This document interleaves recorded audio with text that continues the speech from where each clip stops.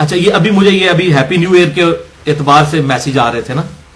آج 2 جنوری 2016 ہے نا, تو کل 1 جنوری تھی, تو جناب اتنے لمبے لمبے میسج کہ یہ یہود و نصارہ کی پیروی ہے ہیپی نیو ایئر کہنا. خدا دا ناجے یہ کوئی مذہبی ایکٹیویٹی ہے ہیپی نیو ایئر کہنا؟ یہ شمسی بھی جو مہینے یہ بھی اللہ کے ہیں, قمری بھی اللہ کے ہیں. 1 محرم بھی ہو وہ بھی ہیپی نیو ایئر ہے مسلمانوں کے لیے, چاہے 1 جنوری ہو ہیپی نیو ایئر ہے. اس کا کوئی مذہب کے ساتھ تو تعلق نہیں ہے کہ اس کی بنیاد کے اوپر کوئی مذہبی ایکٹیویٹی تو نہیں ہو رہی ہے. یہ دنیاوی معاملات ہے. برتھ ڈے منانا دنیاوی معاملہ ہے, اس کا کوئی دینی ایکٹیویٹی تو نہیں ہے. یہ بتائیں کہاں یہود و نصارہ لکھا ہے کہ ہماری دینی ایکٹیویٹی ہے. ہاں کرسمس میں والا معاملہ جو ہے وہ دینی ایکٹیویٹی ہے, اس کو نہیں ہم سپورٹ کرتے, لیکن 1 جنوری والا معاملہ کوئی دینی ایکٹیویٹی تو نہیں ہے. اور میسج آ رہے ہوتے ہیں یہود و نصارہ کی پیروی, اور ان مولویوں نے اور اس قسم کے پرورٹڈ قسم کی حیضہ شدہ نیچر جو دیندار لوگ ہیں, انہوں نے جو میسج جس موبائل سے کیے ہوتے ہیں نا وہ بھی انگریزوں کا بنایا ہوا ہے. وہ نہیں ان کو یہود و نصارہ کی پیروی نظر آتی. دیکھو, اور 10 باڈی گارڈ رکھے ہوئے ہیں, انہوں نے جو اسلحہ اٹھایا ہوا ہے وہ یہود و نصارہ کا بنایا ہوا ہے. وہ گاڑیاں جس میں مولوی دندراتے پھر رہے ہیں, اور اس میں آپ کے چندوں کے پیسوں کا پیٹرول بلایا جاتا ہے. ٹھیک ہے, وہ گاڑیاں جو ہے یہود و نصارہ کی بنائی ہوئی ہیں, فریج یہود و نصارہ کے بنائے ہوئے ہیں. یہ ساری چیزیں, اس میں ان کو کوئی پیروی نظر نہیں آتی. ادھر پھر آپ کو صحیح مسئلہ بتائیں گے کہ جی یہ کوئی دینی مسئلہ تو نہیں ہے نا, یہ تو دیکھیں یہ دنیاوی معاملات ہے. تو یہی تو ہم بھی کہہ رہے ہیں بھائی میرے, ہیپی نیو ایئر اگر کسی نے لکھ کے کر دیا یہ کوئی دینی ایشو ہو جائے گا. خدا کے لیے عقل کے ناخن لیں اور اس بات کو سمجھیں کہ ان ساری چیزوں سے نہ بدعت ہوتی ہے. بدعت کی ڈیفینیشن ہی نہیں ہے, وہ ہے من احدث فی امرنا ھذا, جس نے ہمارے دین میں جو ہم نے تعلیم کیا ہے اس کے اندر کوئی چیز بگاڑ کے پیش کر دی, وہ ہے مردود. اسی لیے میں نے 5 گھنٹے کا لیکچر دیا ہے بدعت کے اوپر, مسئلہ 75A اور 75B. تو یہ چھوٹی چھوٹی بات کے اوپر بدعت کے فتوے لگا دینا اور یہ معاملات کر دینا, یہ نہیں ہونا چاہیے. یہ جو ہم انتظامی معاملات کرتے ہیں ان میں کوئی بدعت والا ایشو نہیں ہے, بلکہ اسلام میں اچھے طریقے ہیں. جو صحیح مسلم میں حدیث ہے, جس نے اچھا طریقہ اسلام میں جاری کیا اس کے لیے ثواب ہے, اور باقی آنے والے لوگوں کا ثواب بھی اسے ملے گا, اور ان کے ثواب میں بھی کمی نہیں ہوگی. اور اسی طریقے سے برائی کا بھی وبال جاری کرنے والے پر, اور جو لوگ قیامت تک آئیں گے ان کا وبال بھی اس پہ ہوگا, اور ان کے گناہ میں بھی کمی نہیں آئے گی. یہ اچھا طریقہ, اچھی بدعت یا بری بدعت نہیں, اچھا طریقہ. مثلا یہ گھڑی جس نے بنائی ہے یہ بہت اچھا طریقہ اس نے جاری کیا. اسی کی وجہ سے آج ہم نماز کی ٹائمنگ کو ایڈجسٹ کر رہے ہیں. آپ صلی اللہ علیہ وسلم کے مبارک دور کے اندر تو گھڑی دیکھ کے تو نہیں نماز پڑھائی جاتی تھی. آج مولوی 5 منٹ لیٹ ہو جائے تو سارے چیخنا شروع کر دیتے ہیں, جی مولوی صاحب ٹائم پہ نہیں پہنچے. ان سے پوچھو نبی صلی اللہ علیہ وسلم جب تک نہیں آتے تھے صحابہ تو نہیں جماعت کھڑی کرتے تھے. اب سنت کدھر گئی؟ اگر 7 بجے تو 7:10 پہ بھی اگر آتا ہے نماز پڑھانے والا دن کوئی ایشو نہیں, لیکن کہیں گے نہیں اب تو ہم نے ٹائم فکس کر لی ہے, تو سنت ہے.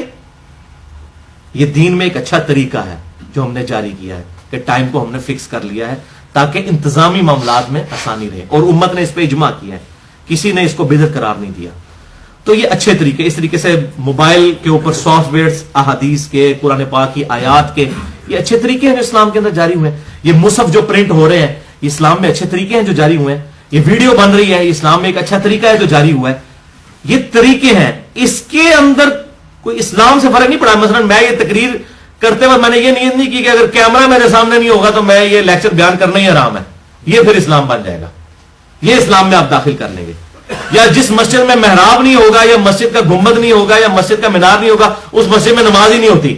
یا جس مسجد میں قالین نہیں ہوگا اس مسجد میں نماز ہی نہیں ہوتی. جس میں ایئر کنڈیشن نہیں ہوگا, پھر یہ چیزیں دین کے اندر داخل ہوں گی. تو یہ تو کوئی بھی نہیں کہتا. تو دین میں جس نے چیزیں داخل کی, ویسے جس نے اسلام میں اچھے طریقے جاری کیے. اب یہ اگر بوئنگ 747 کسی مسلمان نے بنایا ہوتا تو صدقہ جاریہ تھا. 1972 میں جمبو جیٹ کی پہلی پرواز شروع ہوئی ہے حج کے لیے. اس سے پہلے 5 سے 6 لاکھ بندہ صرف حج کیا کرتا تھا. یہ ایئر ٹریفک کی برکت ہے جو آج 40-50 لاکھ بندہ حج کر رہے ہیں.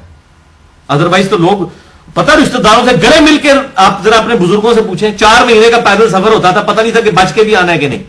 اس وقت عرب کے لوگ بھی بڑے غریب تھے. جدے سے مکے پہنچتے ہی قافلے لوٹ جاتے تھے, کتنے لوگ مر بھی جاتے تھے. تو لوگ جو ہے نا ایک حج کے موقع پر چلتے تھے تو اگلے حج میں پہنچتے تھے, اور پھر اس سے اگلے حج میں واپس آتے تھے پیدل جب جاتے تھے. یا ایون بحری جہاز سے بھی جاتے تھے تو 1 مہینے کا سفر تو لگ ہی جاتا تھا. جدے کی, میں پرانی کتابیں پاکستان بننے سے پہلے اگر آپ کتابیں اٹھائیں حج کی تو اس میں لکھا ہوا ہے کہ جدے سے مکے کا سفر 2 دن اور 1 رات کا ہے. 2 दिन और 1 रात।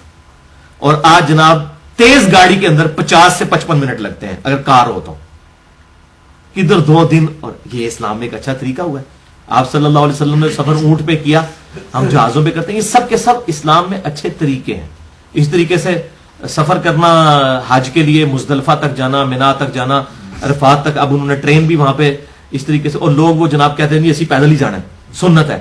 اب یہ بھی دیکھیں لوگوں کی مت ماری ہوئی ہے، پیدل جانا کوئی سنت نہیں بھائی، نبی صلی اللہ علیہ وسلم پیدل حج ہی نہیں کیا آپ نے، آپ کو کس نے کہہ دیا یہ سنت ہے؟ میں نیشنل جغرافی پہ سن رہا، اب وہ اتنے ذمہ دار پروگرام بنانے والے لوگ ہیں، تو انہوں نے بھی اس میں ریکارڈ کیا جی، وہ ایک حبشی کا انٹرویو تھا، وہ کہتا ہے جی آپ صلی اللہ علیہ وسلم نے جو ہے وہ 60 سال کی عمر میں پیدل کیا، تو میں تو ابھی ینگ ہوں، میں کیوں نہیں پیدل کر سکتا؟ تو میں نے کہا اس غریب کو نہ اس کو پتا ہے نہ وہ سننے والے کو تو ویسے ہی نہیں پتا کہ بھائی میرے آپ صلی اللہ علیہ وسلم نے اونٹ کے اوپر کیا ہے سارے کا سارا حج، پیدل تو آپ نے کیا ہی نہیں ہے تاکہ لوگ بھی آپ کی زیارت کر لیں، نہ آپ نے کہیں فرمایا کہ پیدل کرنا جو ہے زیادہ افضل ہے۔ اور لوگ پیدل کے چکر میں وہ بعض کا کسی کے ساتھ بوڑھے بھی ہوتے ہیں بیچارہ مصیبت پھر کاٹ رہے ہوتے ہیں، وہ ان کی ویل چیئر بھی ساتھ چلا رہے ہوتے ہیں اور سمجھتے ہیں کہ ہم زیادہ ثواب کما رہے ہیں۔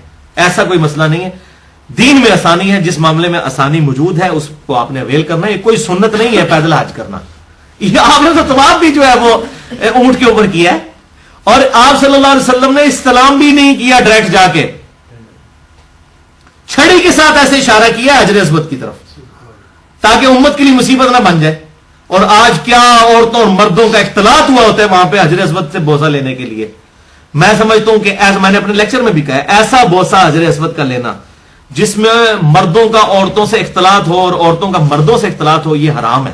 ثواب تو اس پہ کیا ملنا ہے، یہ گناہ کا کام ہے اگر آپ اس قسم کا بوسہ لیتے ہیں۔ آپ رش آورز میں نہ جائیں، اور جہاں ایسے آپ کو معاملات نظر آئے پیچھے، لیکن وہاں آپ دیکھیں کس طرح عورتیں مرد، اور بندہ پتہ نہیں زندہ مشکل سے ہی واپس نکلتا ہے جب حجر اسود تک، جو میں منظر دیکھ رہا ہوتا ہوں۔ آپ رات کے آخری پیر میں جائیں یا رش آورز میں نہ جائیں تو پھر آسان ہوتا ہے۔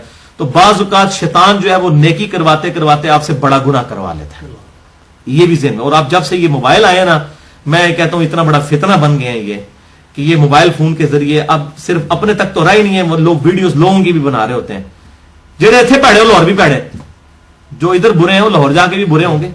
کعبے جا کے کوئی سوئچ تو نہیں آن ہو جانا کہ یہاں سے جس کو بدنگاہی کی عادت ہے وہاں نہیں کرے گا۔ تو اس قسم کے معاملات میں احتیاط کرنی چاہیے۔ اور پھر یہ بڑی حیران کن بات ہے کہ اپنی تصویریں بنا بنا کے ان کو فیس بک پہ چڑھانا احرام کی حالت میں، یہ آپ نے اللہ کے لیے کیا ہے حج اور عمرہ یا لوگوں کے لیے کیا ہے؟ ٹھیک ہے، کتنا بڑا ظلم ہے۔ میری الحمدللہ کئی دفعہ حاضری ہوئی ہے لیکن میں نے کبھی اپنی تصویر نہیں کھنچوائی، یہ حالانکہ میں جائز سمجھتا ہوں تصویر کھنچوانے کو، لیکن ضرورت کیا ہے یہ کام کروانے کی؟ اللہ سے ڈر جائیں، یہ اللہ تعالیٰ کے لیے کام کر رہے ہیں تو اللہ تعالیٰ الحمدللہ ان چیزوں کو لکھنے والا ہے۔ پھر اوپر سے اس قسم کے کرنا، اور پھر جناب وہ اپنی سیلفیاں بنا بنا کے وہ آئے دن اپ ڈیٹ کرتے رہنا فیس بک کے اوپر، اور کمال، اور اپنی فیملیز کی پکچرز بھی چڑھائی ہوئی ہوتی ہیں لوگوں نے، ظلم کی انتہا ہے۔ اور ایسی ایسی عورتوں کی جنہوں نے بیچاریوں نے پوری پوری زندگی نقاب کیے ہوئے ہیں، بوڑھے وقت میں ان کی اولادوں نے اپنی ماں بہنوں کی ان کی تصویریں بھی اب چڑھا دی ہیں فیس بک کے اوپر، جن لوگوں نے مطلب پوری زندگی جو ہے وہ پردے کے اندر گزاری ہوئی ہے، ان کے پردے بھی اتروا دیے آ کے۔